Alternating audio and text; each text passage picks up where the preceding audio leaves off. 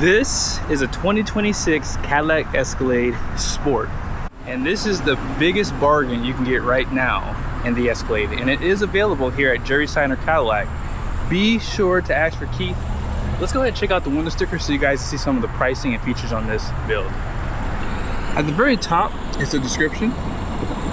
Vibrant white tricoat with black interior, and then this is a short listing of the standard features.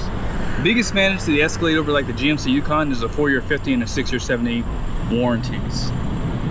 Now base price does come in at $105,700, and then here are all the options. So touring package gives you the soft closing and air ride suspension, rear seat entertainment for $1995, and then that paint was $1325, and then it has the floor liner package. Bluetooth headphones by AKG was $400. Destination is $28.95 for a total price of $116,860. And then here the fuel economy off to the side.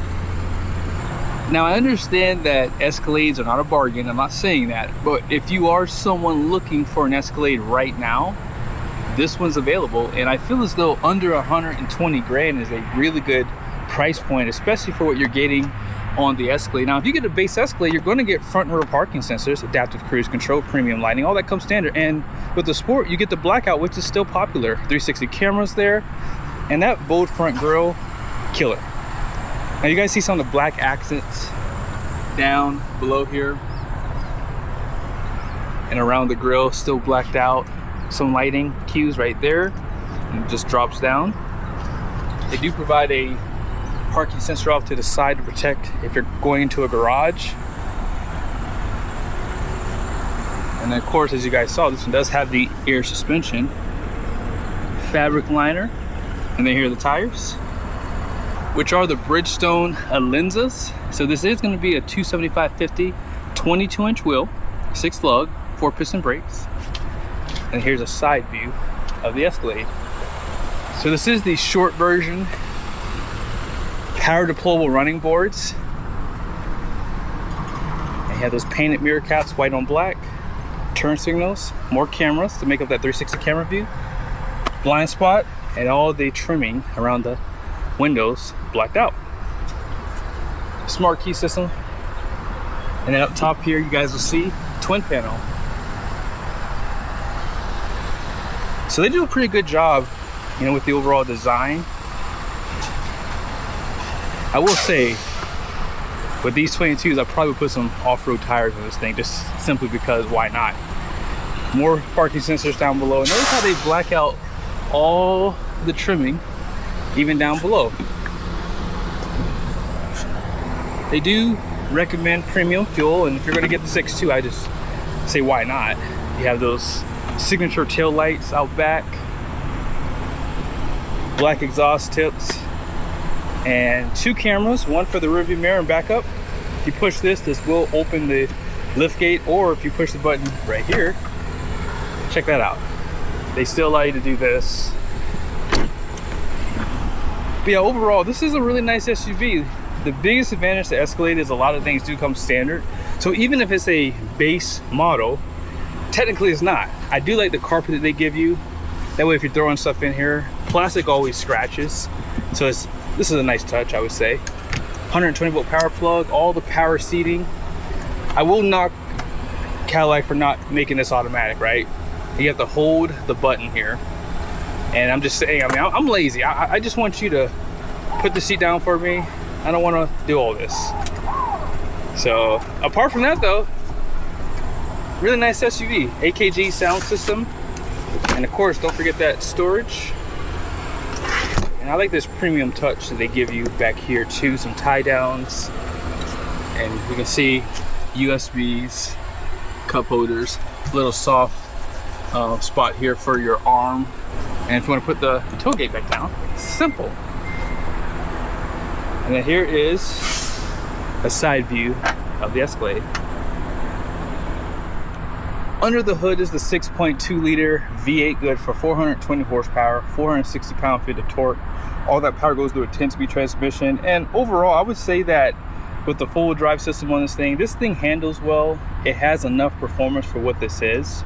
And if you don't burn the premium, because it is recommended, you will have less horsepower for sure, probably a little bit less torque. So just keep that in mind when you're trying to save money at the gas station. Now, I will say, if you're someone who's looking to keep this long term, I do have a oil. It's a Lorenzo oil, and I highly recommend it for this engine. I'll have it on my website in the description below. It does have tungsten in it, and the reason why it's such a good oil is because how it bonds to the metals and creates a barrier to reduce friction, heat, and I think it will help these engines go 200,000-300,000 miles. So let me get this straight.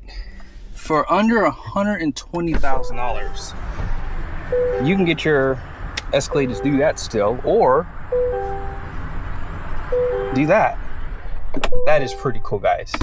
I will admit, that is a nice touch to this already nice SUV. And it will do it like halfway too, depending on if there's something on the side. But take a look at all the premium materials.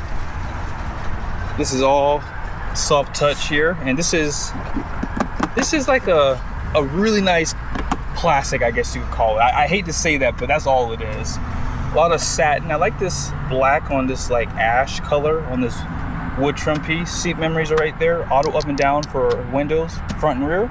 You can power fold the exterior mirrors. You should for this price point, and you can set it up with a key fob too if you'd like. On the side here, you guys see some of the speakers, air vents, four-wheel drive system, air suspension, trailer brake controller, those liners that you paid for. And it does look like this illuminates too. Here are the seats. So you have all the nice settings. Now, we'll say massage seats might be an option on this, so we'll check here, but I can tell off the side there's no massage on this. So you just have the lumbar that goes up and down. I would like to see a thigh support that pops out for those longer leg people like myself. But I like the accents around the knobs here, power steering column, 2-spoke. Let's check out the passenger side. I know that this is a lot of money, but if you're someone who just wants a little bit more premium Tahoe Yukon, this is clearly that, right? And your A pillars have the fabric material, and on your B pillars, it looks like your C pillars, but out back, they did not. Up top here, vanity, LED lights. This is a 55-inch screen, and this is like a passenger screen on this side. 21 speaker AKG, and this is a phone charger, some USBs, some more down below here. And they do put like this velvet material inside of those pockets, just like in here. Gives it a premium look, and it helps to prevent things from rattling a little bit. I wouldn't say a lot, but just a little bit. A bit of storage right there. Let's go ahead and put this in accessory mode real quickly. If you hold down the start stop button, it will do that. That way you can see some of these screens. I won't be over here too long because I'm going to pass out, because it's like 100 degrees outside. Now, the reason why I want to show this to you, because, oh yeah, by the way, I got to open the back door here because I got to show you that. So I'm going to go ahead and do that real quickly. But the reason why I'm in here is because if you want to open the glove box that is inside of this screen here, like that, boom. Nice touch. That way if someone doesn't have an Escalade and they're trying to go through your car, it might take them a little bit longer to find that button there. But I like the accents here. Now back, real quick, you guys saw the screen, right? Some of the information you can see. It's really nice. And then out back here, if you push the button here, it will stop the door, so you have to be mindful of that. That's the only thing about this technology stuff. It can get finicky sometimes, so, but those things can be disabled if you like. Grab handle, rear seat entertainment, and cup holders. This is gonna be your heated seat button and your climate control. Seat back pockets.